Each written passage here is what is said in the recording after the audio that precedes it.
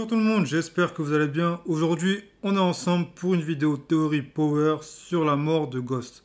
Mais avant de commencer, si t'es pas à jour dans la série et que t'as pas vu Power Book 2, je te conseille de ne pas continuer la vidéo car il y aura pas mal de spoils. Voilà, j'espère que tu as quitté la vidéo et on va commencer avec la première chose que j'ai trouvé étrange, c'est son comportement à la fin de l'épisode, hein. Il agit un peu comme si c'était la dernière fois qu'il se trouvait sur les lieux, alors que le club lui appartient, clairement.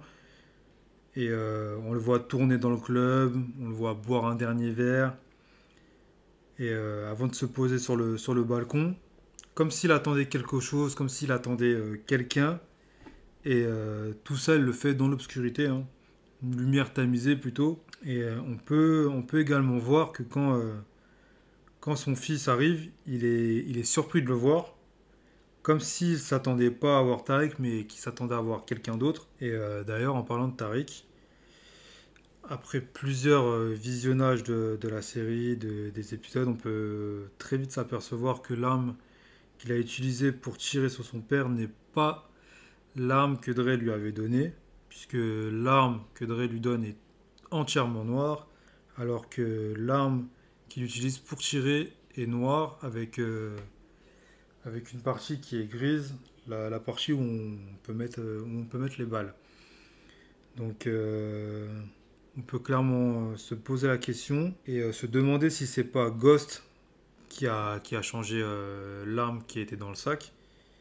Parce que comme je l'ai dit précédemment, Ghost a fait le tour de son club, donc ça veut dire qu'il a éteint les lumières, il a éteint plusieurs trucs, on le voit d'ailleurs quand il baisse le levier.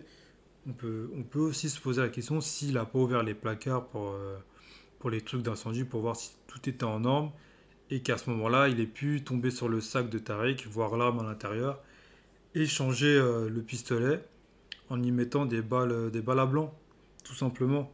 Ou sinon, on peut aussi dire que ça, c'est un faux raccord de la production.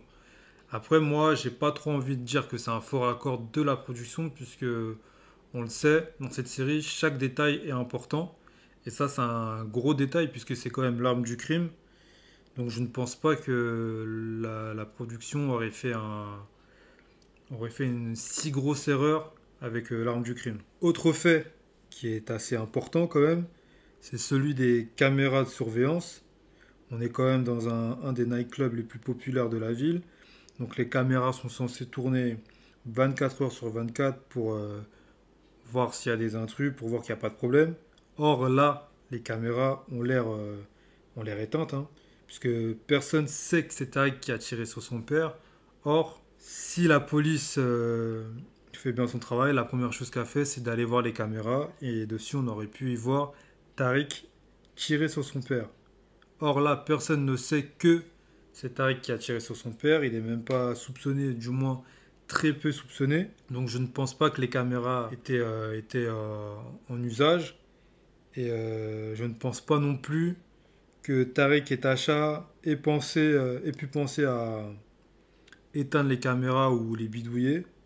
D'ailleurs, dans la série, à aucun moment, mais je dis bien à aucun moment, on les voit éteindre les caméras. Donc s'il y a quelqu'un qui a éteint les caméras, ça peut être que James. Et ça pourrait constituer une preuve de plus qu'il a organisé sa propre mort en fait, hein. Parce que éteindre les caméras sans raison valable, je vois pas à quoi ça sert vraiment. Il y a également ce détail qui peut paraître anodin, mais quand il s'est fait tirer dessus, il prend la balle dans le cœur et il chute de l'équivalent de 2, 3, voire 5 mètres. Malgré ça, il respire encore quand il arrive sur le sol.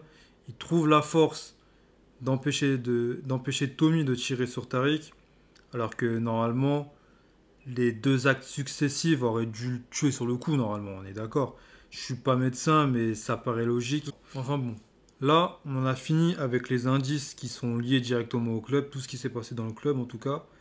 Et on va maintenant passer à ceux qu'on trouve dans les épisodes, que ce soit dans celui-là, dans les épisodes précédents ou dans les suivants. Et le premier, c'est la façon que Ghost a dans cet épisode à provoquer tous ses ennemis en finissant à chaque fois ses phrases par personne ne peut me stopper, nobody can't stop me, ou no one can stop me, I am unstoppable. Il y en a plein, il le dit plusieurs fois. Il le dit à Tasha, il le dit à Tommy, il le dit à Tariq, il le dit également à Tate. Et là, c'est que des personnes qui lui en veulent pas mal. Comme s'il est poussé à commettre l'irréparable. D'ailleurs, cette phrase sera même prononcée par Ramona quand elle discutera avec Paz, la sœur de Angela Valdez. Et elle lui dira qu'on ne peut pas stopper les gens comme James.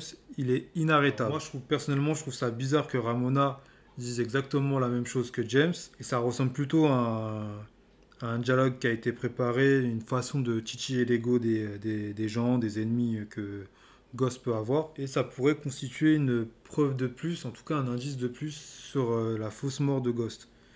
Un autre fait qu'on peut retrouver dans l'épisode, c'est quand il y a la lecture du testament. Tasha, elle est plus que surprise de ne pas se retrouver sur le testament alors qu'elle est la mère des enfants de James St. Patrick, je le rappelle.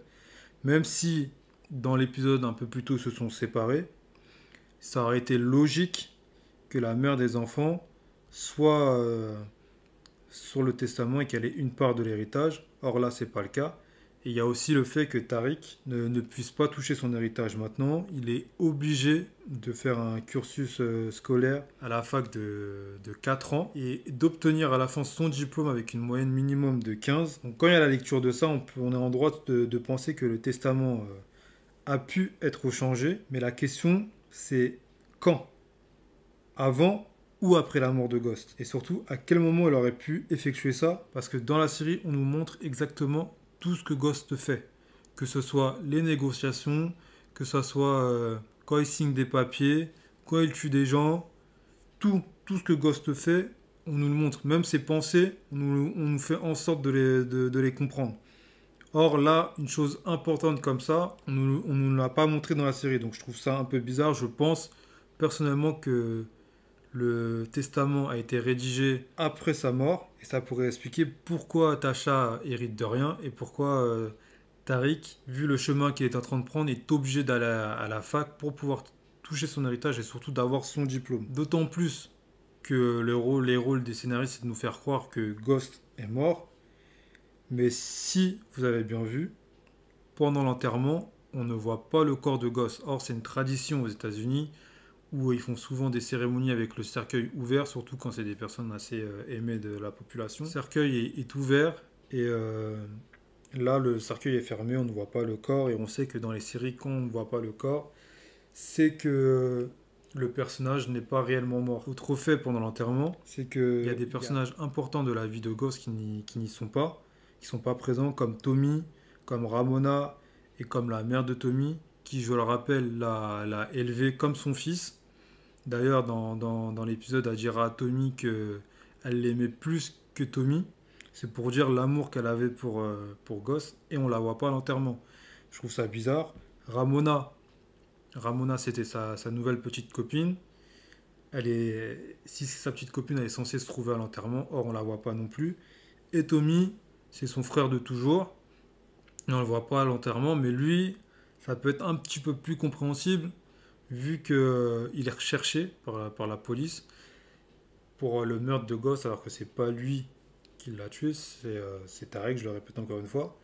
Mais comme Tasha a dit que c'était lui, donc là il est recherché par la police, donc il peut pas vraiment se montrer à un enterrement, surtout celui de Ghost. Donc lui c'est un peu plus compréhensible. Autre point que je voulais relever avec vous, c'est que sur les réseaux sociaux de Power, que ce soit Instagram, sur Facebook, et vous pourrez aller vérifier après, c'est que tous les morts de la série, et quand je dis tous les morts, on entend bien, c'est tous les personnages qui ont une certaine importance dans la série, ont tous eu droit à une image, à un hommage avec marqué RIP dessus, mais Ghost n'en a pas eu. Alors la question, c'est est-ce que la production a fait en sorte de laisser planer le doute sur sa mort, ou est-ce un indice pour nous dire que Ghost est encore vivant? Et seuls ceux qui ont remarqué ce détail le sauront. Et pour moi, je pense pas que ça soit un oubli parce que c'est quand même le personnage principal et un oubli pour sa tête d'affiche, ça la fout mal. Donc je pense que c'est plus un indice ou une volonté de laisser planer le doute comme j'ai pu le dire. Je voulais aussi vous parler du choix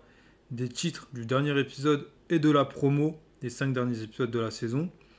Le premier, Ça se nomme exactement comme c'était planifié. Ça peut nous laisser penser qu'il parle de sa campagne électorale, mais ça peut également vouloir dire qu'il avait préparé sa sortie. Après, vous me direz pourquoi se faire passer pour mort si près du but, mais moi j'ai envie de vous répondre tout simplement pour faire croire à ses ennemis qu'ils le veulent mort, que le travail a été fait, qu'il a été buté, et c'est également un moyen de se faire blanchir auprès de la justice de tous les crimes qu'il a pu commettre, que ce soit les meurtres, que ce soit le vol, le trafic de drogue et d'autres si j'en ai oublié. Et c'est une façon également de pouvoir tirer les ficelles dans l'ombre, tel un fantôme. D'ailleurs, si on remonte un peu dans les saisons précédentes, on peut voir un passage où il y a Tommy qui explique à Holly pourquoi on appelle Jamie Ghost. Et il lui dit qu'il y a un gars qui était nommé Breeze qui disait que James avait cette faculté à totalement disparaître sans laisser de traces. Est-ce que là, c'est pas un exemple de disparition sans laisser de traces? Une façon de nous montrer pourquoi il porte ce nom dans le milieu et une façon de voir la force de manipulation que peut avoir Ghost. Personnellement, moi je pense que si. Et pour revenir au nom de la promo pour les 5 derniers épisodes, ils avaient marqué Who Shoot Ghost, qui en français veut dire qui a tiré sur Ghost. Pourquoi l'avoir appelé comme ça en fait? Alors qu'ils auraient pu tout simplement l'appeler Who Killed Ghost, qui veut dire qui a tué Ghost.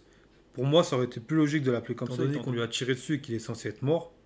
Ça aurait été plus logique que ce nom soit celui-ci plutôt que qui a tiré sur Ghost. Donc on peut aussi se demander, est-ce que là c'est pas un autre indice pour nous dire que James est encore vivant? Et une façon encore une fois de laisser planer le doute sur une éventuelle survie du personnage. Après ça se peut, je me trompe complètement et que je vais un peu trop loin, mais en tout cas il y a beaucoup d'indices qui nous montrent quand même que Ghost est peut-être pas mort. Ça se peut, on va le voir à la fin de la saison du spin-off de Tommy ou peut-être qu'on le verra dans le spin-off de Tate pour donner un peu d'allant. Je sais pas du tout comment ça va se dérouler. Mais en tout cas, une chose est sûre, moi je pense vraiment que Ghost n'est pas mort. En tout cas, je vous invite à me laisser vos impressions et vos théories dans les commentaires. Je vous remercie d'avoir regardé cette vidéo théorie sur Power. Et n'hésitez pas à vous abonner en cliquant sur la petite cloche pour être averti des prochaines vidéos.